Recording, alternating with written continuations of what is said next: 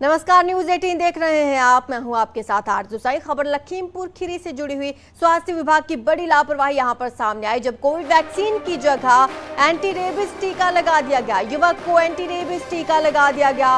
Covid vaccine की दूसरी dose लगवाने गया था युवक। फूलबेहर सीएचसी का ये मामला बताया जा रहा है। बड़ी खबर आपको बता रहे हैं, युवक अपनी दूसरी कोविड डोज लेने के लिए गया था, कोविड वैक्सीन लगवाने के लिए गया था, लेकिन उसे एंटी रेबीज का टीका दे दिया गया।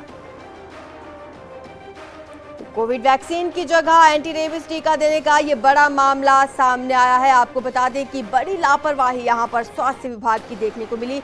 सीएचसी का ये मामला है जहां पर ये बड़ी लापरवाही देखने को मिली है। कोविड वैक्सीन की जगह एंटी रेबीज का टीका दे दिया गया। ज्यादा जानकारी हमारे संवाददाता मनोज शर्मा हमें देंगे। मनोज, बहुत बड़ी लापरवाही स्वास्थ्य विभाग की यहां पर देखने को मिली। बिल्कुल, मैं आपको बताना चाहता हूँ, लखीमपुर खीरी में लगातार स्वास्थ्य विभाग लापरवाही पे लापरवाही करता जा रहा है। एक बड़ा मामला सामने कल आया, लखीमपुर खीरी के फूलबेड़ ब्लॉक का मामला है, जहाँ शिवम जायसवाल नाम का युवक अपनी वैक्सीन कोविड वैक्सीन दूसरी डोज लगवाने गया था।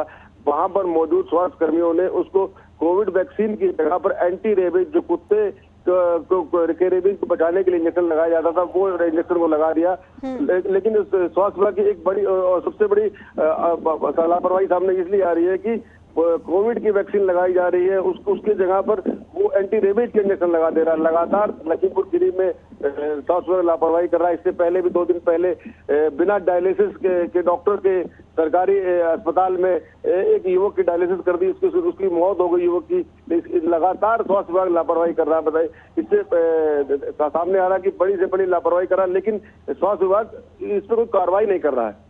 कोई कार्रवाई अब तक हुई है सीएचसी पर, किसी डॉक्टर पर या स्वास्थ्य कर्मी पर, या उस स्वास्थ्य कर्मी पर जिसने एंटी रेबीज का टीका लगा दिया कोविड वैक्सीन की जगह? स्वास्थ्य लखीमपुर खीरी के सीएमओ का कहना है कि मामला सामने आया है। अब इस मामले की जांच कराई है, जांच कराने के बाद दोषियों के खिलाफ कार्रवाई की जाएगी। लेकिन स्वास्थ्य विभाग के अधिकारी लगातार जांच के नाम पर पल्ला अपना झाड़ लेते हैं, लेकिन कार्रवाई नहीं कर रहे। लगातार लखीमपुर खीरी में स्वास्थ्य विभाग की बड़ी लापरवाही देखने को मिल रही है। बिल्कुल, बहुत बड़ी लापरवाही है ये जो देखने को मिली। आपको बता दें कि कोविड वैक्सीन की जगह एंटी रेबीज टीका दे दिया गया। बहुत बहुत शुक्रिया आपका इस तमाम जानकारी के लिए।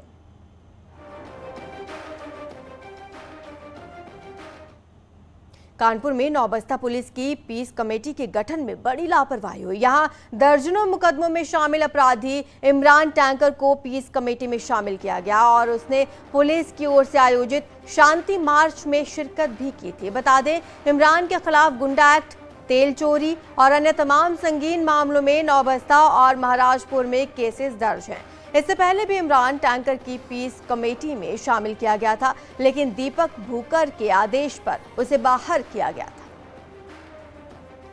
तो पुलिस प्रशासन की बड़ी लापरवाही सामने आई है। पीस कमेटी में अपराधी को शामिल किया गया। ज्यादा जानकारी सौरभ मिश्रा हमें देंगे। सौरभ, क्या पूरा मामला है ये?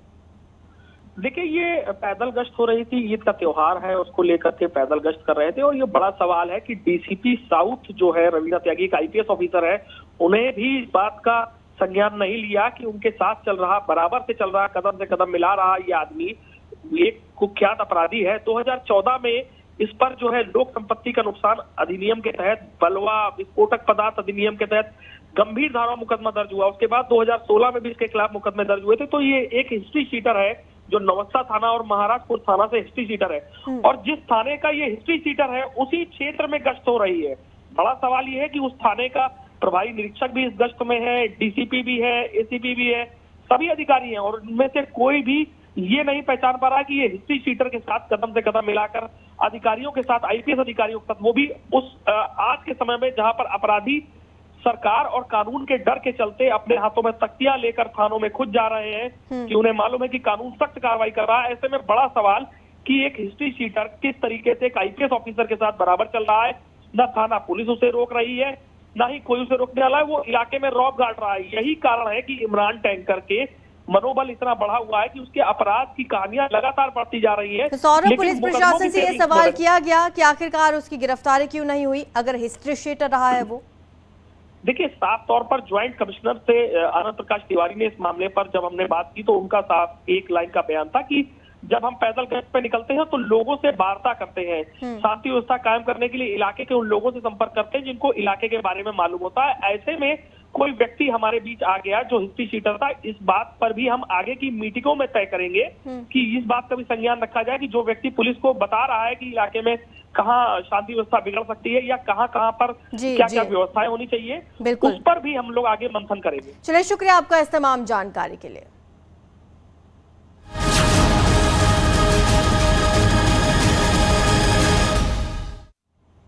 अब उत्तर प्रदेश में रिटायरमेंट के बाद कर्मचारियों को अपने पैसे लेने के लिए भटकना नहीं पड़ेगा। सीएम योगी आज पेंशनर्स के लिए पेंशन पोर्टल की शुरुआत करने वाले हैं। सीएम योगी के निर्देश पर वित्त विभाग ने पेंशन पोर्टल तैयार किया है, जिसमें रिटायरमेंट के 6 महीने पहले से ही कर्मचारी के आवेदन के साथ पेंशन और दूसरे मद के लिए पैसे के भुगतान की प्रक्रिया शुरू हो जाएगी। आज लखनऊ के लोक भवन में सीएम योगी इन सुविधाओं से लैस पोर्टल की औपचारिक शुरुआत खुद करने वाले हैं।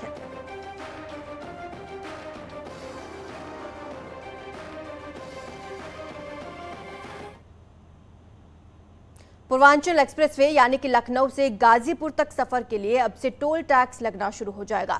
आगरा एक्सप्रेसवे की तर्ज पर ही पूर्वांचल एक्सप्रेसवे पर भी टोल टैक्स लगेगा। आगरा एक्सप्रेसवे पर प्रति किलोमीटर 2 रुपये 15 पैसे प्रति किलोमीटर की दर से टोल टैक्स लगता है। यही दर पूर्वांचल एक्सप्रेसवे पर लागू हो जाएगी। पूर्वांचल एक्सप्रेसवे पर अब 13 एंट्री और एग्जिट पॉइंट्स बनाए गए हैं। यूपीडा को टोल लेने की जिम्मेदारी दी गई है। फिलहाल आगरा लखनऊ एक्सप्रेसवे की तरह ही पूर्वांचल एक्सप्रेसवे पर भी टोल टैक्स में 25% छूट जारी रहेगी। पूर्वांचल एक्सप्रेसवे पर टोल 25% की छूट है, जिसमें कार, जीप, वैन या हल्के मोटर वाहन के लिए 675 रुपए, हल्के माल वाहन या मिनी बसों के लिए 1065 रुपए, बस और ट्रक के लिए 2145 रुपए, तो वहीं 7 से अधिक पहियों के लिए 4185 रुपए टोल टैक्स देना होगा। आगरा एक्सप्रेसवे की अगर बात करें, उसी को आधार मानकर रूट वाइज अगर टोल टैक्स की रकम की बात करें तो कितना लगेगा टोल टैक्स, आपको बता दें। लखनऊ से गाजीपुर तक 731 रुपए, लखनऊ से बाराबंकी तक 77 रुपए, लखनऊ से रायबरेली तक 174 रुपए, लखनऊ से आजमगढ़ तक 503 रुपए, लखनऊ से मऊ तक 544 रुपए, लखनऊ से बलिया तक 707 रुपए और लखनऊ से जौनपुर तक 391 रुपए टोल टैक्स देना होगा। और अगर इसकी खासियत की बात करें तो पूर्वांचल एक्सप्रेसवे लखनऊ से गाजीपुर को जोड़ने वाला है। 340 किलोमीटर लंबा है ये एक्सप्रेसवे में 22 फ्लाईओवर्स हैं, 7 रेलवे ओवरब्रिज है, 7 बड़े पुल और 114 छोटे छोटे पुल शामिल हैं। करीब 11,216 करोड़ की लागत से इसका निर्माण किया गया था। 16 नवंबर 2021 को प्रधानमंत्री मोदी ने इसका लोकार्पण किया था। एक्सप्रेसवे पर फाइटर प्लेन को उतारने की सुविधा भी है।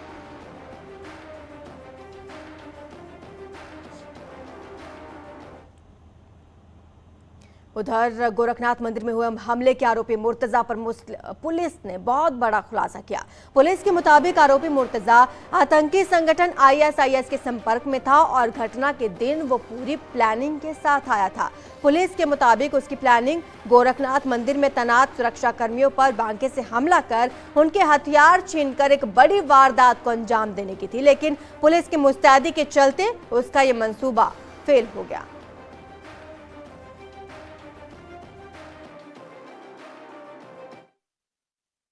अभियुक्त विभिन्न सोशल मीडिया प्लेटफॉर्म जैसे फेसबुक, ट्विटर, टेलीग्राम आदि के माध्यम से ISIS फाइटर्स एवं ISIS सिंपैथाइजर्स के संपर्क में था। उक्त अभियुक्त वर्ष 2014 में बेंगलोर पुलिस द्वारा गिरफ्तार ISIS propaganda activist Mehdi Masroor Biswas से भी अपने सोशल मीडिया अकाउंट्स के माध्यम से संपर्क में था। All India Muslim personal law board ने यूनिफॉर्म सिविल कोड को लेकर पीएम मोदी को पत्र लिखा है। पर्सनल लॉ बोर्ड ने पीएम मोदी से अपील की है कि जल्दबाजी में कानून ना लाएं। बोर्ड का कहना है कि पहले मुस्लिम धार्मिक संगठन के साथ चर्चा हो, उसके बाद यूनिफॉर्म सिविल कोड की कार्यवाही को आगे बढ़ाया जाए। मुस्लिम पर्सनल लॉ बोर्ड ने कहा कि इस कॉमन सिविल कोड के आने के बाद तलाक जैसे अधिकार समाप्त हो जाएंगे।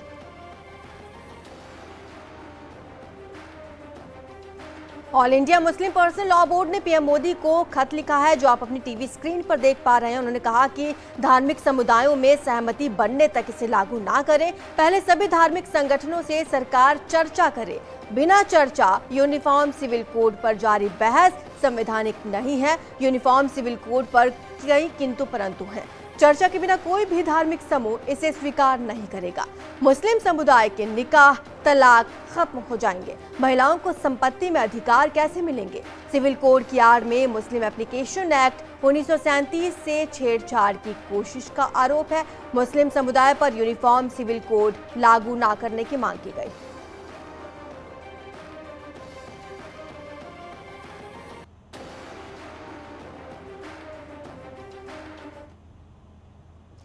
खबर हरदोई से है, जहां पर एक नाबालिग लड़की के साथ रेप और उसका वीडियो बनाकर ब्लैकमेल करने का मामला सामने आया। पुलिस के मुताबिक आरोपी ने लड़की का वीडियो बनाया, उसे वायरल करने की धमकी देता रहा। जब लड़की प्रेग्नेंट हो गई तब जाकर परिवार वालों ने पुलिस से इसकी शिकायत की। पुलिस ने आरोपी के खिलाफ एफआईआर दर्ज कर कार्रवाई शुरू कर दी है। वहीं पीड़ित लड़की को मेडिकल जाँच के लिए भेजा है।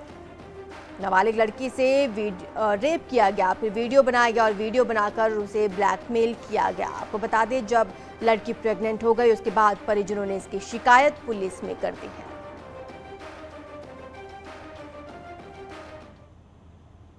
ये थाना लुनार में सूचना प्राप्त हुई कि एक अल्पवयस्क बालिका उसके साथ दुष्कर्म की घटना कारित की गई है। इस संबंध में नामित अभियुक्त भी अल्पवयस्क है। ज्ञात हुआ है पड़ताल में कि उनके जान पहचान थी और अब अभी डेट तय नहीं हुई है, किसी समय उसके द्वारा उसका दुष्कर्म किया गया। अब पुलिस ने इसमें रिपोर्ट दर्ज कर ली है, विधिक कार्रवाई की जा रही है। बागपत के बड़ौद इलाके में तेज रफ्तार ट्रक ने भूसा लेकर जा रही ऊंट बग्गी और पुलिस फैंटम बाइक में टक्कर मार दी। हादसे में बग्गी सवार युवक और ये बाइक पर सवार होमगार्ड की मौके पर ही मौत हो गई। ट्रक की रफ्तार इतनी तेज थी कि उसकी टक्कर से पुलिस फैंटम बाइक के परखच्चे उड़ गए। वहीं बग्गी खींच रहे ऊंट की भी मौत हो गई। घटना के बाद पहुंची पुलिस ने शवों को कब्जे में लेकर पोस्टमार्टम के लिए भेज दिया और मामले की पड़ताल में जुट गई है। हादसा बड़ौद कोतवाली क्षेत्र में दिल्ली सहारनपुर हाईवे पर हुआ।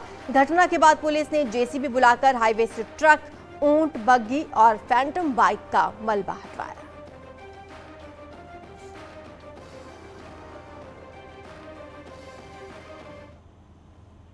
युद्ध जैसी स्थिति से निपटने के लिए यूपी के बड़े शहर तैयार हैं। शनिवार को बरेली में ऐसी ही ट्रेनिंग दी गई, जिसमें आपात स्थिति से निपटने के लिए गुर सिखाए गए। तस्वीरों में देखिए ब्लैकआउट होने के बाद क्या करना चाहिए, घायलों को आनन फानन में कैसे अस्पताल ले जाएं, अचानक हमला होने पर क्या करें। इन सभी परिस्थितियों से निपटने के लिए बरेली में बड़े स्तर पर मॉक ड्रिल की गई।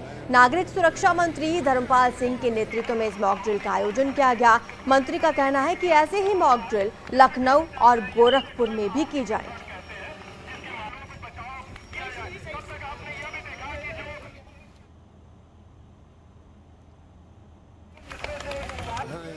जो ये स्थान चुना है, ये स्थान बहुत महत्वपूर्ण है। IBRI अंतर्राष्ट्रीय स्तर का प्रतिष्ठान है। यहाँ पर हवाई अड्डा भी है और महत्वपूर्ण स्थान है। तो जो मॉक ड्रिल में, ये प्रदर्शन में वास्तविक ऐसे लग रहा था कि हमारे नागरिक इस युद्ध में फंसे हुए हैं, हमलों में बचाव की आवाज़ आ रही है। तो एक वास्तव में एक अच्छा प्रदर्शन करके ये बहुत अच्छा कार्य किया है, सराहनीय कार्य किया है।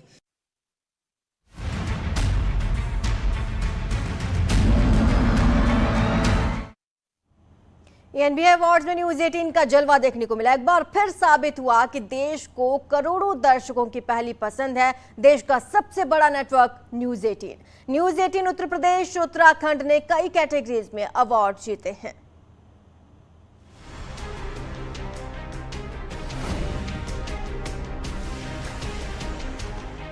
NBA अवार्ड्स 2021 में एक बार फिर न्यूज 18 की धूम दिखाई दी।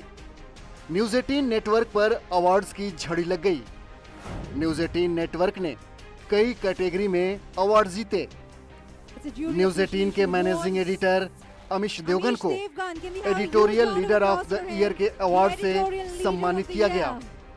अमिश देवगन को सूचना प्रसारण मंत्री अनुराग ठाकुर ने ये अवार्ड देकर सम्मानित किया। It's a jury appreciation award. Amish Devgan, can we have a huge round of applause for him, the editorial leader of the year? ये अवार्ड बड़ा महत्वपूर्ण है और मैं एक चीज में बड़ा बिलीव करता हूं कि victory and defeat should matter to you only for 5 minutes. ये इसलिए महत्वपूर्ण है सोचना और समझना कि कई बार आपको सम्मान मिलते हैं, लेकिन उन सम्मानों को साथ सजोकर आगे आपको बढ़ना है कि अगला सम्मान भी आपको मिले। नमस्कार, थैंक यू। नमस्कार, स्वागत है आप सभी का। मैं हूं आपके साथ आस्था कौशिक। देख रहे हैं न्यूज 18 उत्तर प्रदेश उत्तराखंड के पॉपुलर डिबेट शो महाबहस के लिए आस्था कौशिक को बेस्ट एंकर का अवार्ड दिया गया। महाबहस आम जनता से जुड़े मुद्दों को प्रमुखता के साथ दिखाता रहा है और दर्शकों की पहली पसंद है। Aastha Kaushik for Mahabahas, news 18 Uttar Pradesh Uttarakhand. Welcome and congratulations. ENBA awards 2021 में कई कैटेगरी में न्यूज 18 उत्तर प्रदेश उत्तराखंड का दबदबा दिखाई दिया। वोटर गंगा किनारे वाला सीरीज को रीजनल चैनल के लिए लीग से हटकर बेस्ट इन डेफ कैटेगरी में अवार्ड दिया गया।